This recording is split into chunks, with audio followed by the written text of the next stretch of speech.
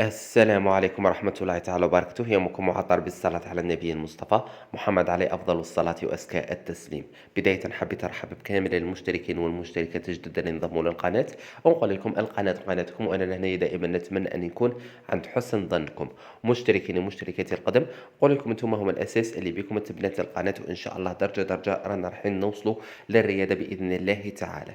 اليوم بإذن الله راح نقدم لكم وصفة بطاطا مشرملة، وصفة سهلة بسيطة اقتصادية في نفس الوقت، وصفة أسهل منها وأروع منها ما كانش، يعني توجد ليه خفيفة ظريف، وانتي درتي أحلى وصفة للغداء ولا للعشاء كما راكم تشوفوا فيها. الصورة أبلغ من التعبير. هيك يعني باه نغيروا في الوصفات، ومشي دائما نقدموا الفريت وحدهم يجوا ناشفين. هذه هي الطريقة، راح تخليكم الفريت تاعكم تجي مشمخة، وفي نفس الوقت وصفة مغايرة على اللي متعودين عليها. نروح نشوفوا مباشرة طريقة التحضير اللي أسهل منها ما كانش. إذا بداية نحط المقلة تاعي فوق النار. واش راني راح ندير؟ راني راح نحط فيها كمية من الزيت، وفي نفس الوقت أنا كنت قطعت البطاطا تاعي، قشرتها قطعتها كما دائما نقلو البطاطا عادي.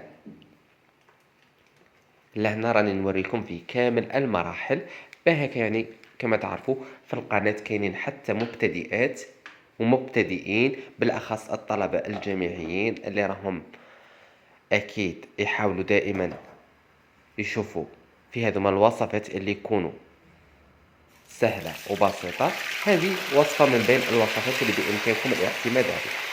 لهنا نحط البطاطا تاعي، أكيد بعد ما يكون الزيت تاعي سخون. البطاطا ملحتها بطبيعة الحال. نحط البطاطا تاعي كلبسة جزائرية، راني راح نزيد نحط راس فلفل حار. هذه لاطوش تقدروا تضيفوها، ما بإمكانكم الاستغناء عليه. إذا هيك نخلي البطاطا تاعي تتقلي لي حتى تاخذ هذا اللون الذهبي، وبعد ذلك راني رايح النحيها. لهنايا في نفس المقلاة حطيت فقط زوج مغارف كبار نتاع الزيت، من هذاك الزيت اللي كان سخن. لهنا نحاول انني نقص على النار تاعي تماما بهكا، يعني الثوم تاعي ما يتحرقش. نرابي زوج سنات نتاع ثوم. رانا راح نزيد نضيف عليهم ملعقة اكل طماطم مصبرة، يعني تكون ملعقة اكل ممسوحة، ولكن بامكاننا نديرو ملعقة صغيرة تكون شوية معمرة. لهنا عندي كمية قليلة، وانتم بإمكانكم أكيد تضاعفوا المقادير على حساب أفراد الأسرة تاعكم. لهنا نقلي الطماطيش تاعي مليح مع هذاك الثوم والزيت. نضيف التوابل تاعي اللي هما ملح وتوابل خاصة بالدجاج. أكيد لهنايا نمرق شوية، تقريبا بواحد النص كاس تاع ماء يكون دافي، لأنه الثوم كما تعرفوا يتحرق ليلي. لهنا فقط هذه المرحلة تكون حساسة، نقصوا على النار كامل وحنا نرابيو الثوم تاعنا ونزيدو الطوماطيش، يعني نقليوهم خفيف ظريف.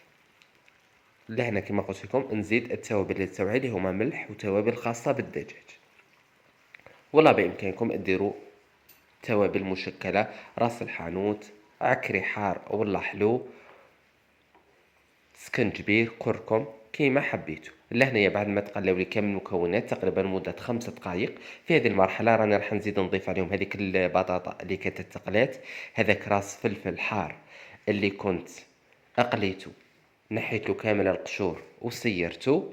وعندي لهنايا زوج حبات تاع جبن اللي كذلك حتى هما قطعتهم مربعات صغيرة وضفتهم.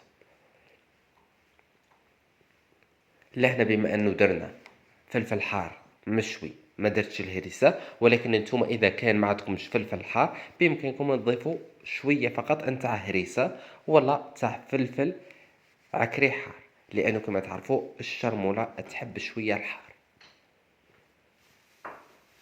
لهنا نخلي هذاك الفلفل تاعي يتشرب لي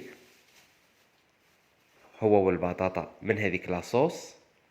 ولا هنا كلمسة أخيرة تقدروا تضيفوها ولا تستغنوا عليها، عندي كمية من الجبن المبشور راح نزينه نزين به الطبقة تاعي من الفوق، نزيد لها رشة خفيفة نتاع معدنوس، نغطي على الطبقة تاعي ونخلي هذاك الفرماج يذوب لي غير في غرضو.